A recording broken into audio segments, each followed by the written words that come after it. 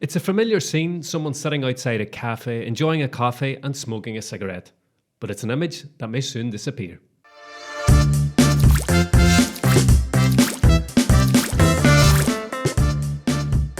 Hello and welcome to Filling the Sink, a podcast from Catalan News. My name's Lorcan Doherty, and today we're talking about Spain's new smoking law. Coming up today, we'll be hearing from public health experts, including Catalonia's health secretary, on why the law on smoking needs changed.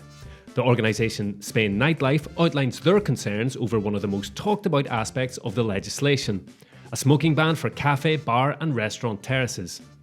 And we'll hear what the people on the streets of Barcelona, smokers and non-smokers, make of it all too.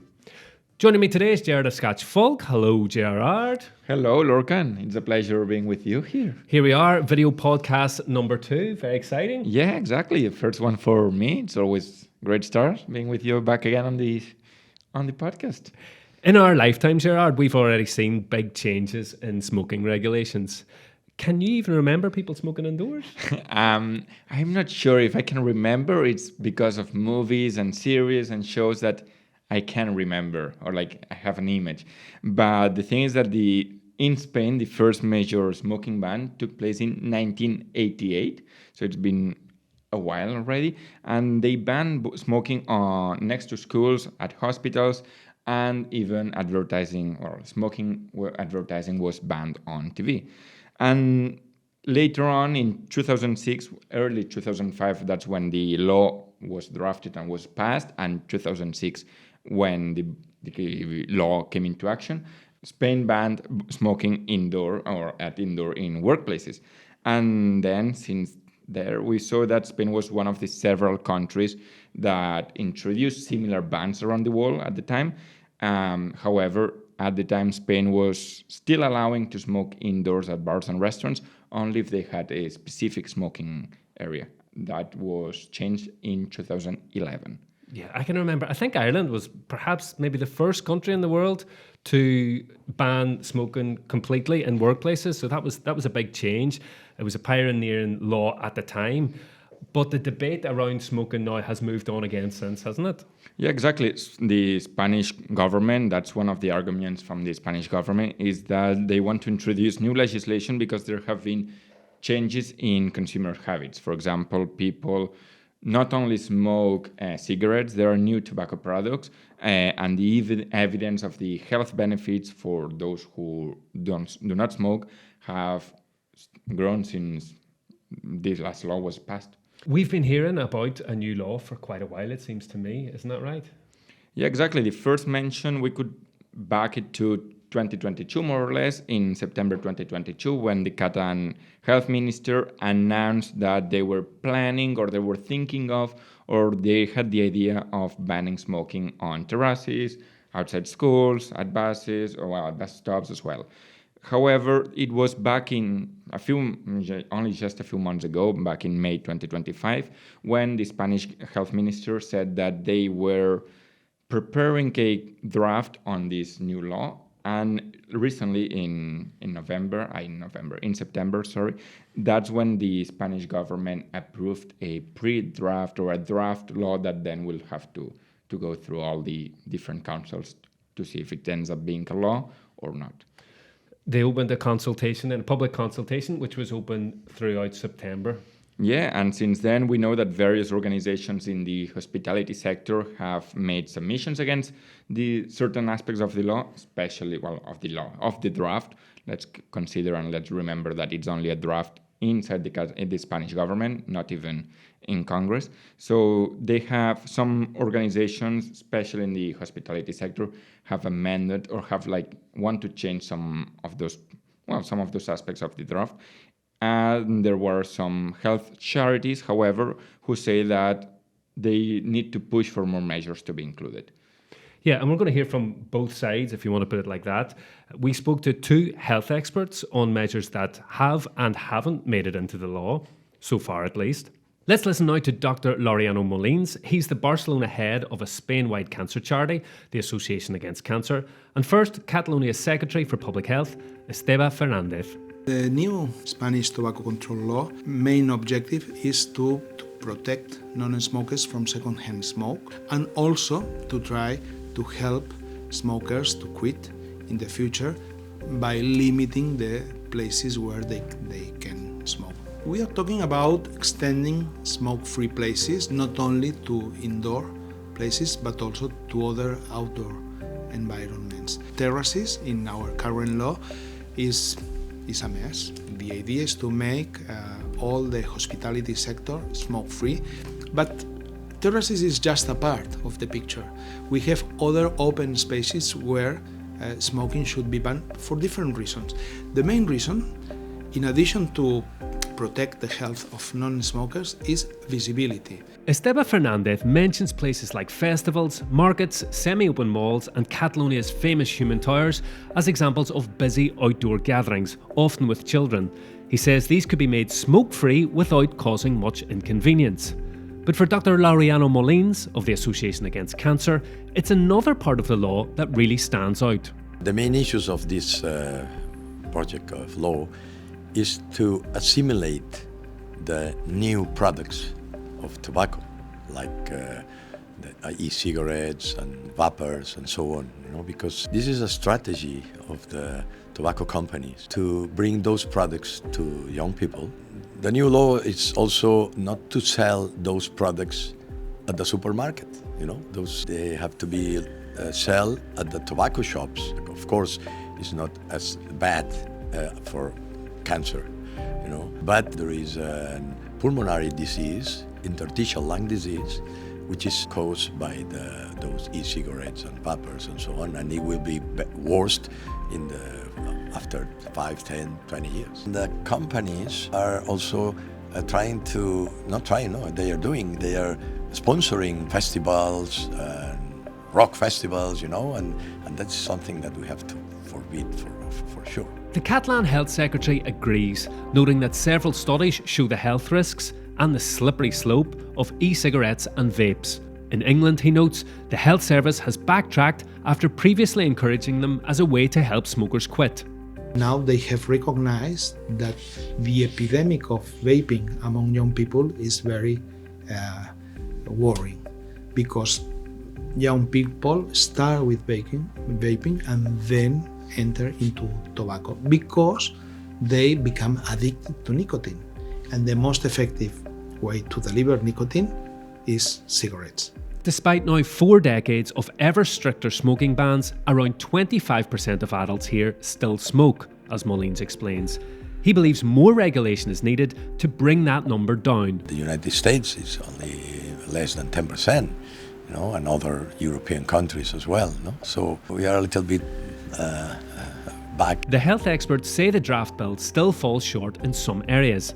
They've asked the Spanish government to consider including measures such as a ban on smoking in cars or higher prices for tobacco and nicotine products. Another key element of the new tobacco control law should be plain packaging of all tobacco products. That most scientific societies and most of the regional governments, including our government of Catalonia, have asked to include plain packaging. Plain packaging is one of the best measures nowadays to tackle smoking, because the packaging is the only way that now the tobacco industry has to make some type of publicity that is forbidden by law. In France, in the United Kingdom, in Belgium, there are other countries that have implemented plain packaging with excellent results. It has an impact because it reduces consumption. Many smokers rethink again about smoking, and also it discourages young people to buy tobacco because it is not attractive. As for the proposed ban on terraces, Fernández notes that there are already some regions with similar legislation. Still, he sees this as an opportunity for Spain to lead the way globally. We are not heroes trying to implement this, but we will be very, very brave if we can do this, because we will be the example for other societies to follow the same way. Our thanks to Dr. Laureano Molins and to Esteve Fernández. So we heard most of the main headline measures included in the draft law there, Gerard, but just so we've got them all, let's run through them. Well, the main one, and the one that just that generated more controversy is obviously banning smoking on bar, cafes, restaurant terraces, as well as bus stops, sports facilities, including Spotify Camp Nou if it stops being a construction site and ends up being a stadium, children's playgrounds, open-air shows, concerts such as Primavera Sound, Cruilla, Sonar, and obviously various other outdoor public activities. The proposal also prohibits tobacco use by minors, sale or supply is already banned, and expands advertising restrictions to include all media, even digital platforms, targeting things like influencer ads. Yeah, and the draft proposal or the draft law, let's remember it's still a draft, it would ban disposable e-cigarettes for both health and environmental reasons.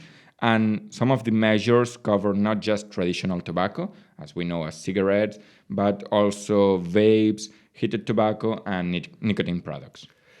One thing that we haven't really touched so far on is, we all know smoking's bad for us. That's a bit of an understatement. But what exactly is the impact of tobacco on our health or on the health system? As the preamble to Spain's new draft law, the preamble points out that across the world there are 8 million people killed because of smoking every single year, and 1.3 million of whom are non-smokers. And that's based on data from the WHO, the World Health Organization. Yeah, the experts that we spoke to put it really bluntly too, didn't they? The Health Secretary, Esteve Fernández, said smoking is the most preventable cause of disease, not only in Catalonia, but in the world, and that half of the diseases that we see in the health system are due to or attributable to tobacco. Exactly, and Dr. Laureano Molins says that 85% of patients with lung cancer are smokers or used to be smokers. So obviously there's a huge relationship with smoking and lung cancer. However, Esteve Fernández says that it's not only lung cancer, smoking does not only cause lung cancer. There are 30 more types of cancer, such as bladder cancer, which is related because you need to expel all your toxins from your body. There's also pancreatic cancer, and Dr. Laureano Molins says that oral cancer or cervical cancer are also related to smoking. Yeah, and they were at pains to point out that it's not just cancer, that's the one everyone knows, but it's also things like cardiovascular disease, emphysema, other chronic diseases, and even diseases in children due to secondhand smoke. Yeah, and the thing is that, for example, Dr. Fernández, the health secretary here in Catalonia, said that the risk of infection after a surgery, any type of surgery from like stomach pain or like elbow or anything, any kind, carries a 20 to 50% higher risk of wound infection in smokers compared to those who do not smoke.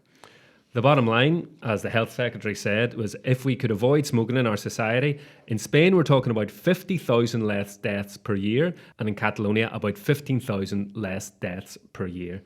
They also pointed out the importance not just of bans, but of education and information campaigns alongside them. Exactly, because for them, both of them believe that information is essential, and they just put as an example how society has evolved since the first smoking law in 1988 to 2025. And they say that generally smokers do know the risk, know the dangers compared to 40 years ago. But Dr. Molins is also worried about misinformation, especially misinformation coming from tobacco companies who are using newer products like vapes, heated tobacco products, as a marketing tool or marketing campaign for those youngsters who didn't smoke cigarettes but now are like entering the smoking world. And you put a question to Dr. Molins that he really liked. He thanked you for it. Could it be that smoking is more common in Spain because it's cheaper than in other countries? Yeah, he was very happy. In fact, it was something that Dr. Molins told me, but Dr. Esteve Fernández also mentioned to both of us after the interview, is that for them, it's absolutely demonstrated that when the price of cigarettes increases, consumption goes down. He gave us an example, the UK, for example, and many places. And for him, for Dr. Molins, it's a pity or a shame that the highest earning tobacco shops in Spain are not located in Barcelona or Madrid. They are in La Jonquera, next to the border between, the Spanish-French border, because obviously for all the French nationals, they just cross the border They buy tobacco half the price from France and they go back home. You can see it in airports as well. Anytime I fly home, the duty free is always full of cigarettes as well. We haven't really talked about the opposition to the law, but there has been plenty, hasn't there, Gerard? Yeah, and the most striking thing is that the main opposition doesn't come from outside of the government or the Spanish government, it comes from inside the Spanish government, because we see the health ministry and the finance ministry facing each other because obviously taxes are a huge part of the cigarette pack. For example, in Spain, the Spanish ministry earns over 7 billion euros each year, billion with a B. So just in taxes. Then externally as well, there's big opposition, obviously, from the tobacco sector, as you would expect. Yeah, in Spain, the Mesa del Tabaco, or the Spanish Tobacco Industry Association, has accused the health ministry of lacking, and I'm quoting, data-driven and evidence-based approach. And they are also calling for a rigorous analysis of the economic impact that this law could have in the sector. Another example is the Freight Transport Employers Association, which I was surprised when I first heard about it, is because they registered their objection to the draft law because they say that the measure would prohibit transport workers from smoking in their vehicles, and they believe this law or this draft law is disproportionate. This is truckers, basically, isn't it?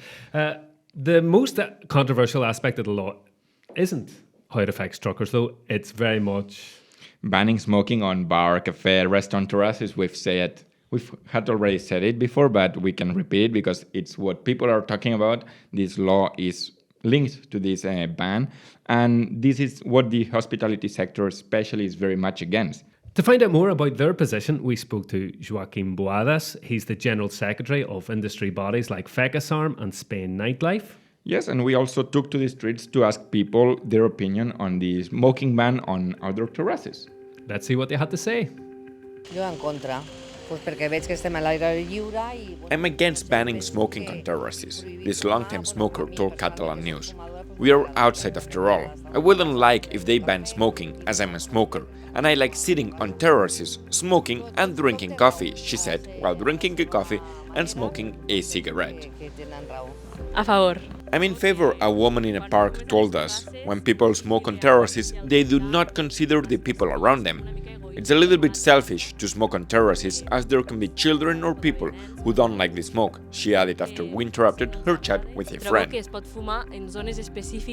Because we think that it's disproportionate and it will cause many problems to our sector, to our members. My name is Joaquim Boadas de Quintana. I am the General Secretary of FECASARM, the Federation of Hospitality, Restaurants and Nightclubs in Catalonia. Totalment a favor. When we asked Isabel, a smoker, what she thought of the law, she said she was completely in favor, as no one should have to inhale her smoke. Just as people got used to stopping smoking indoors, so they will stop smoking on terraces. When asked what smokers are going to do, she says, we'll get up and go somewhere where we won't annoy anyone, and we'll smoke less.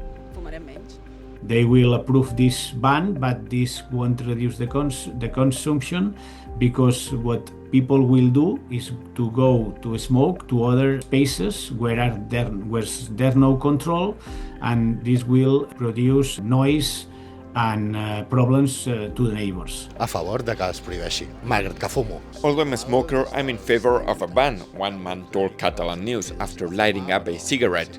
He has been smoking since he was 18 years old, but agrees the government's position makes sense. Although, he adds, they claim it's for the good of our health, but there are other harmful products, such as alcohol, which are not banned. I no s'ho plantegen. They say that the tobacco in open air spaces causes problems to the people that is seated near these people smoking, and that's not true. This has no scientific support. This proposed to ban the non-tobacco and non-nicotine products. And it's like surrealist, no? They say, because sishas without tobacco and no nicotine should be allowed not only in open air spaces but also in the interiors.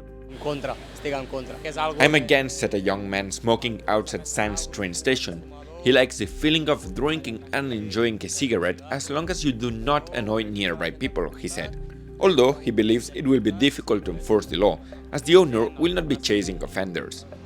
la gent ho farà igualment. People that work in our terraces will be like to do a enforce work, and this will bring conflicts with the client. So it's like it will be a problem for our locals. En contra. Walking around the neighborhood, we ran into Angel with some friends, all of them at a bar, and Angel was smoking while eating. He said he's against, as terraces are designed to allow smoking in public spaces. He backs banning smoking indoors, as people do not need to breathe someone else's smoke.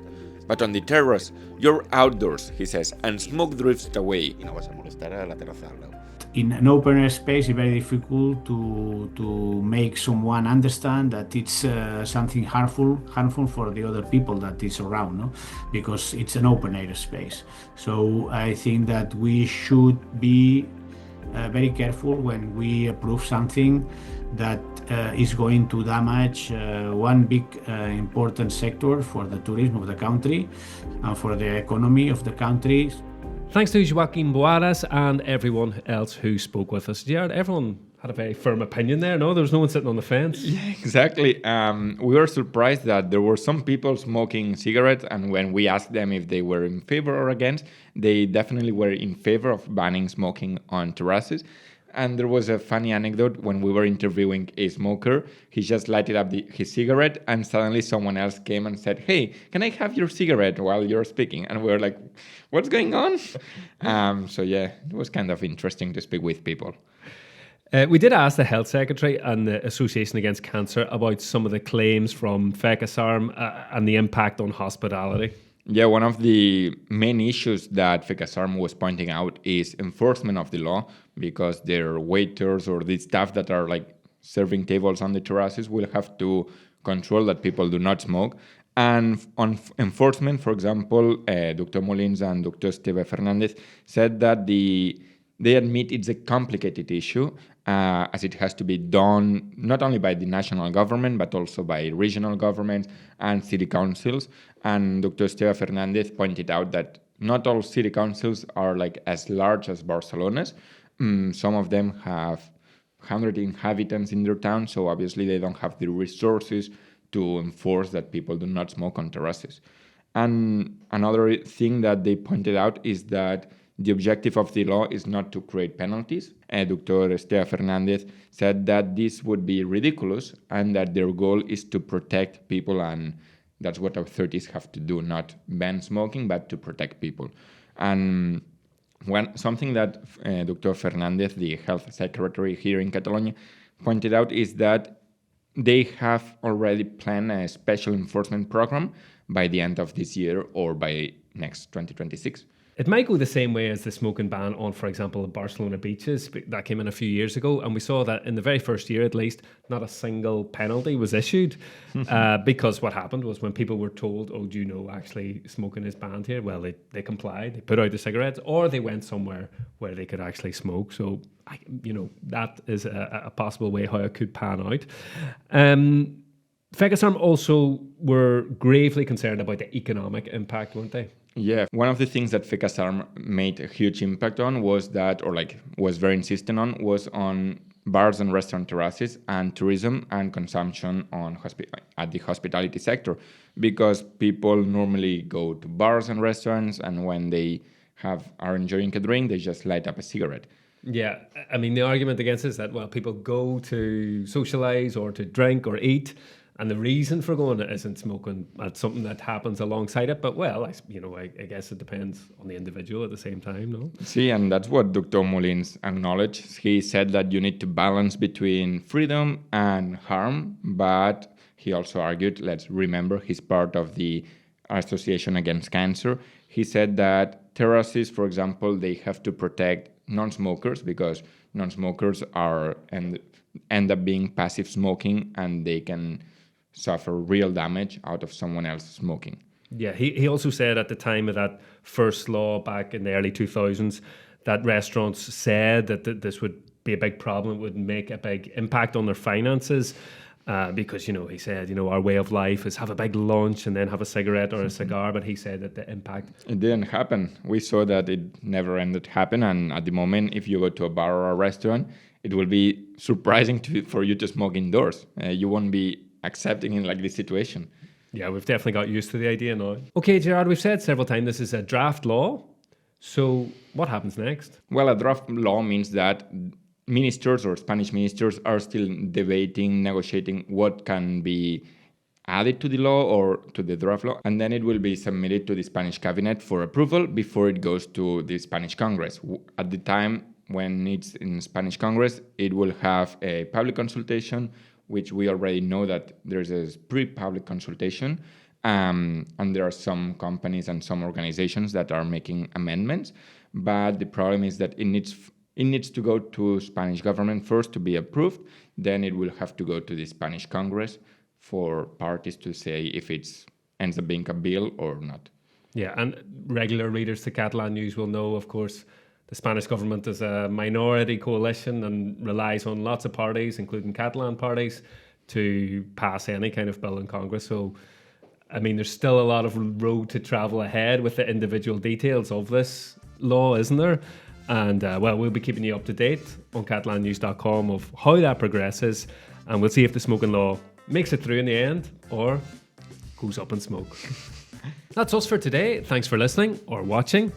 Thanks to our interviewees, Esteve Fernández, Laureano Molins, and Joaquim Boadas. Thank you, Gerard. It's been a pleasure, Lorcan. You can subscribe to Filling the Sink wherever you get your podcasts if you haven't done so already. Our next episode will be out at the end of November, marking 50 years since the death of Spanish dictator Francisco Franco. Until then, from me, Lorcan Doherty, and all of us here at Catalan News, take care. Bye for now. Adieu.